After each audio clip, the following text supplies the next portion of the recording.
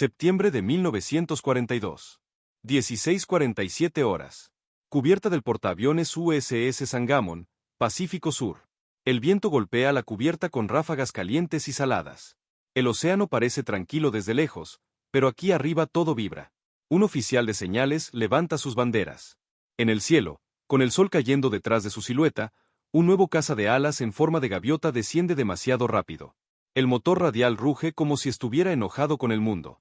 Es un Vought F-4U Corsair. El piloto, teniente de la Marina estadounidense, intenta mantener la línea de aproximación. Pero la enorme nariz del avión bloquea casi toda la visión frontal. No ve la cubierta. No ve la señal del oficial. Solo intuye. Solo confía. Demasiado alto. Demasiado rápido. El gancho de apontaje golpea el cable, y rebota. El Corsair salta violentamente como un caballo salvaje. La hélice de más de 4 metros parece a punto de morder la cubierta. El avión se desvía. Un ala baja peligrosamente. Gritos. Silbatos. Hombres corriendo. Por centímetros, el piloto logra recuperar el control y acelera para abortar el aterrizaje. El avión vuelve al aire, dejando atrás una cubierta llena de miradas tensas. Silencio incómodo. Ese no fue el primer intento fallido. Y no sería el último. Cuando la US Navy recibió los primeros Corsair en 1942, las expectativas eran enormes. Diseñado por Vought, el F-4U era una bestia tecnológica. Equipado con un motor Pratt & Whitney R2800 de más de 2.000 caballos de fuerza, podía superar los 640 km por hora. Llevaba 6 ametralladoras Browning calibre .50 en las alas. Podía trepar como un demonio. En teoría, era el caza embarcado más avanzado del mundo. En la práctica, era una pesadilla para aterrizar. Su tren de aterrizaje alto y rígido, diseñado para sostener la enorme hélice, provocaba rebotes violentos al tocar la cubierta. El largo morro ocultaba la visión frontal en aproximación. Y el ala izquierda tenía una tendencia traicionera a perder sustentación primero, haciendo que el avión se desplomara inesperadamente. Los pilotos comenzaron a llamarlo Ensign Illuminate. Un apodo cruel. Pero no gratuito. Mientras tanto, en el otro lado del Pacífico, los pilotos japoneses del Servicio Aéreo de la Armada Imperial Japonesa observaban informes y fotografías capturadas. Sabían del nuevo avión estadounidense. Sabían de sus problemas. Y se burlaban. Para ellos, el rey del cielo seguía siendo el ágil Mitsubishi A6M0. Ligero. Maniobrable. Letal en combates cerrados. Los informes de inteligencia hablaban de un nuevo caza estadounidense rápido pero torpe, con problemas de aterrizaje y accidentes frecuentes. Un monstruo poderoso, pero defectuoso. Algunos pilotos japoneses lo consideraban demasiado pesado para el combate real. Decían que no sobreviviría a un duelo cerrado, que era otro ejemplo de la arrogancia industrial americana. No sabían lo que estaba por venir. Ante los repetidos accidentes, la Marina tomó una decisión humillante pero práctica. El Corsair no operaría desde portaaviones por el momento. En su lugar, sería asignado al Cuerpo de Marines de los Estados Unidos. Bases improvisadas. Pistas de coral. Selvas humidas. Guadalcanal. Allí, lejos de las cubiertas estrechas y los cables tensos, el F-4U tendría espacio para correr. Espacio para despegar. Espacio para demostrar lo que realmente podía hacer. Y cuando finalmente se enfrentó al enemigo en el aire, todo cambió. El 13 de febrero de 1943, escuadrones de marines equipados con Corsair interceptaron formaciones japonesas sobre las Islas Salomón. Los pilotos estadounidenses pronto descubrieron algo crucial. El Corsair no debía pelear como un Zero. Debía pelear como un martillo. Ataques en picado a alta velocidad. Disparos devastadores. Trepadas verticales imposibles para el Zero. Y luego, desaparecer antes de que el enemigo pudiera girar y responder. Boom and zoom. El Zero podía girar más cerrado. Pero no podía seguir al Corsair en picado. No podía alcanzarlo en velocidad. Y ciertamente no podía absorber el castigo que el robusto fuselaje del F-4U sí soportaba. Los informes comenzaron a cambiar de tono. Extremadamente rápido. Difícil de alcanzar. Peligrosamente armado. Las burlas japonesas se transformaron en advertencias internas. Pero el verdadero escenario donde el Corsair demostraría su dominio aún estaba por llegar. Porque mientras los ingenieros trabajaban en modificar el tren de aterrizaje, ajustar la cabina y cambiar los procedimientos de aproximación en curva para mejorar la visibilidad, la guerra avanzaba hacia Filipinas. y luego hacia Okinawa.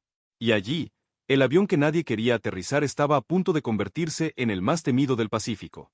Octubre de 1944. 5:12 horas.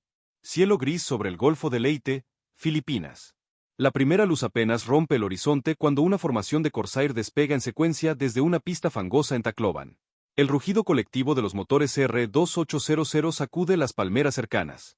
Mecánicos se agachan instintivamente mientras las hélices levantan polvo y fragmentos de coral. En la cabina, el capitán de marines ajusta su arnés. La carlinga vibra. El olor a combustible de aviación se mezcla con sudor y metal caliente. Hoy no es un simple patrullaje. Hoy la flota estadounidense está bajo amenaza. En el aire, el Corsair ya no es el avión torpe que rebotaba en cubiertas nerviosas. Las modificaciones han cambiado su carácter. La cabina elevada mejora la visibilidad.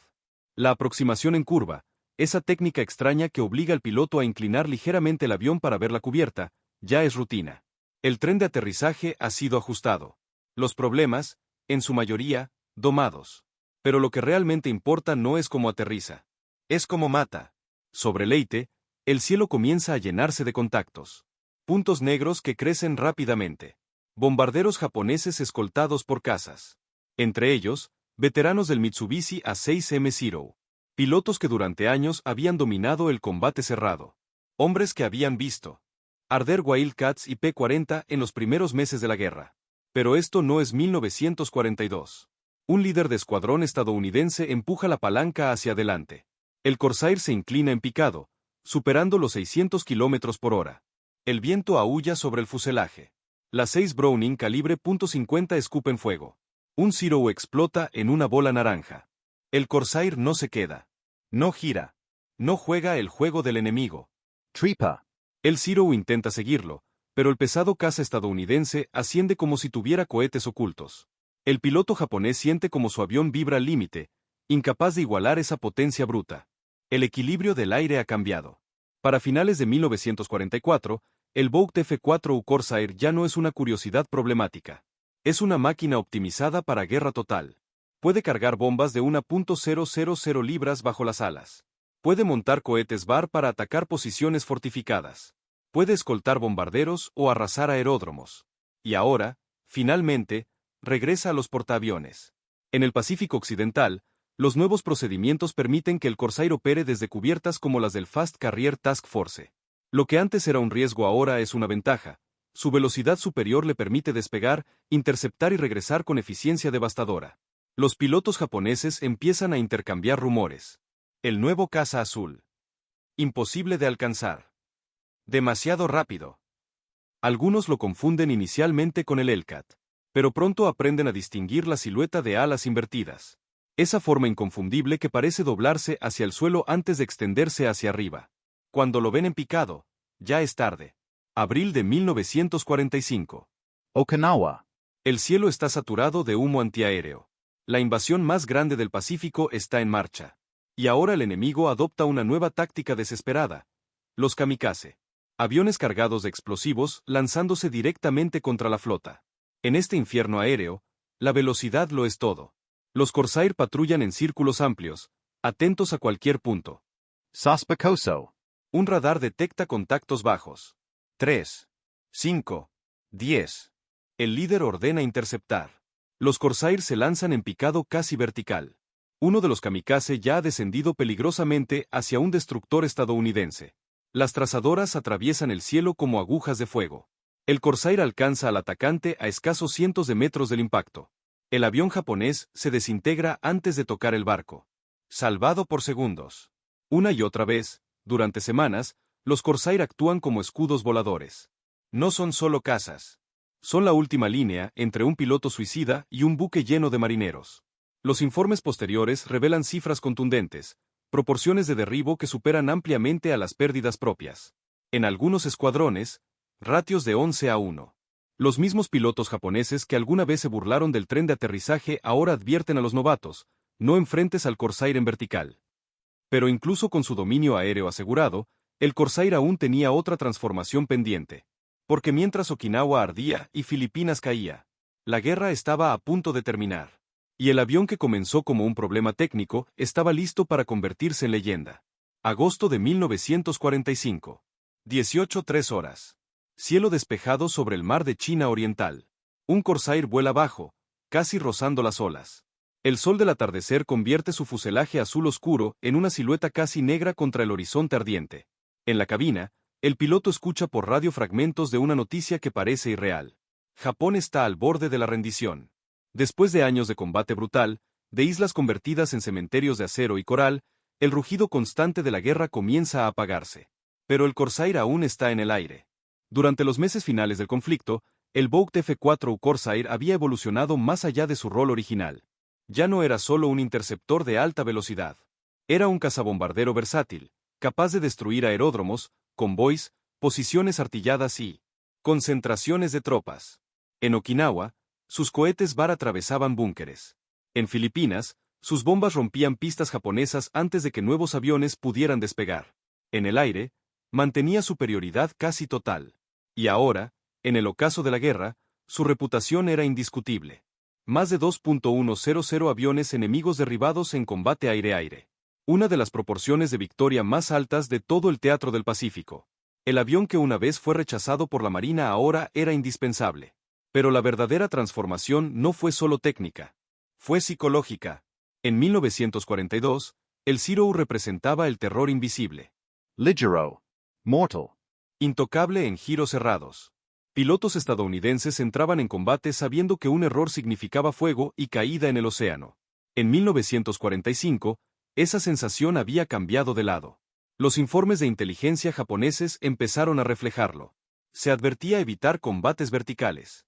Se recomendaba no perseguir al Corsair en picado. Se reconocía su resistencia estructural superior. El equilibrio emocional del cielo había cambiado. Donde antes había confianza, ahora había cautela. Donde antes había burlas, ahora había respeto y miedo. La ironía es casi poética. El tren de aterrizaje que provocó tantas críticas terminó siendo parte de su identidad visual. Las alas de gaviota invertida, diseñadas para permitir una hélice masiva sin tren absurdamente largo, se convirtieron en una silueta icónica. Esa forma inusual, que parecía exagerada, terminó siendo el símbolo de dominio aéreo estadounidense en el Pacífico. Y no solo para la Marina. El Cuerpo de Marines de los Estados Unidos adoptó el Corsair como una extensión de su doctrina agresiva. Volaba desde pistas improvisadas, operaba cerca del frente, apoyaba desembarcos. Donde hubiera combate cercano, allí aparecía el rugido grave del R-2800. En tierra, los infantes de marina aprendieron a reconocer su sonido antes de verlo. Ese motor no significaba peligro. Significaba apoyo. Incluso después del anuncio formal de rendición japonesa en septiembre de 1945, el Corsair no desapareció. Había demostrado algo fundamental, que la velocidad, combinada con potencia de fuego y resistencia estructural, redefinía el combate moderno. Que no siempre gana el que gira más cerrado. Gana el que controla la energía. La lección del boom and zoom quedaría grabada en doctrinas futuras. Y los mismos oficiales que una vez dudaron de su viabilidad en portaaviones ahora lo defendían como uno de los cazas más importantes del conflicto. Pero hay una escena que resume todo. Un joven piloto naval, recién asignado en 1943, mira con nerviosismo el Corsair frente a él. Ha escuchado historias. Reboats violentos. Accidents. Apodos cruels. Respira hondo. Sube a la cabina. Ajusta el arnés. Años después, ese mismo piloto regresará a casa con múltiples victorias aéreas, convencido de que voló el mejor caza del teatro del Pacífico. El mismo avión. Diferente percepción. Lo que cambió no fue solo la máquina. Fue la comprensión de cómo usarla. En el cielo del Pacífico, el Corsair pasó de ser objeto de burla a convertirse en amenaza constante. De demasiado peligroso para portaaviones, a guardián aéreo contra kamikazes. De experimento problemático a leyenda. Y mientras el sol se pone sobre un océano finalmente silencioso, su silueta de alas dobladas desaparece en el horizonte. No como un error corregido, sino como un símbolo de adaptación, aprendizaje y dominio absoluto.